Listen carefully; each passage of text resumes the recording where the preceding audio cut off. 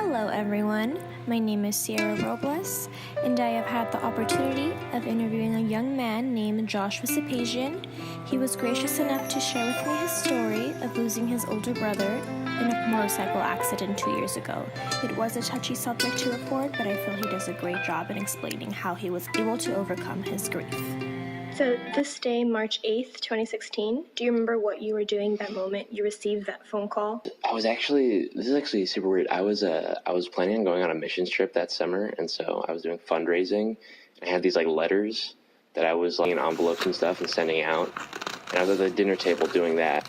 My mom got a call from my brother's girlfriend that he was in the hospital. What was it like going home that night? So we were at the hospital for a really long time. At first we didn't know if he was going to pull through, and then eventually when we were there we found out. So going home that night, it was just really late at night. I kind of just remember just going home and falling asleep. And yeah, it was the next day where I woke up and it kind of really hit me what had actually happened. But yeah, the first night was kind of just numb. What was the last conversation you recall having with your brother? I actually remember the night before it happened. A lot of times I'd be up late in high school doing homework, and he would get home late. He's 6 years older than me. And so I was working on econ homework because I had procrastinated and was doing it all the night before it was due. And he came in and opened the door of my bedroom. We just kind of talked a little bit. And yeah, that was pretty much the last thing I said to him. So I'm honestly glad that I procrastinated on the econ homework. Would you have considered your relationship to have been close?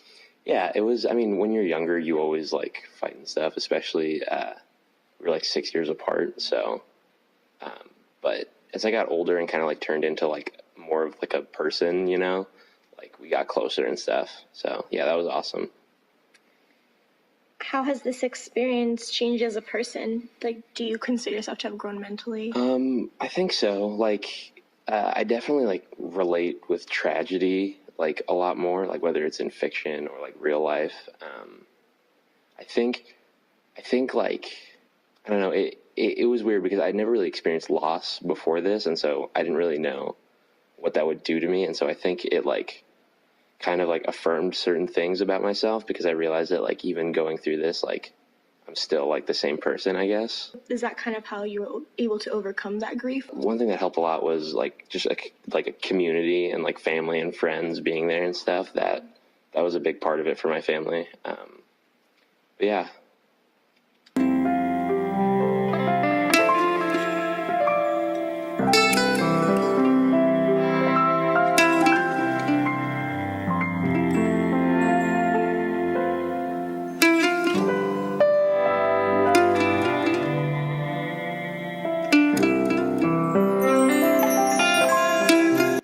Does your family honor your brother's passing through anniversary or Yeah, we do little things. A couple days ago was actually the anniversary this year.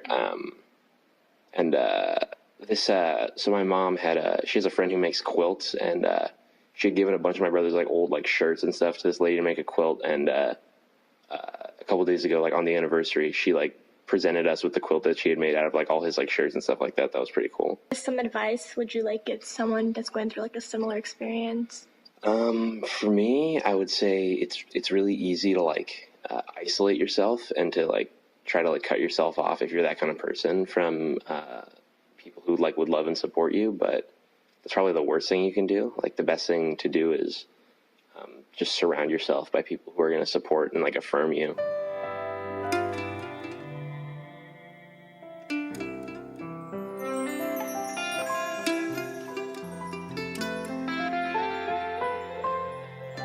Thank you so much for listening. I hope you all enjoyed this interview. Please let me know what you think, and I hope you all have a great rest of your day. Thank you.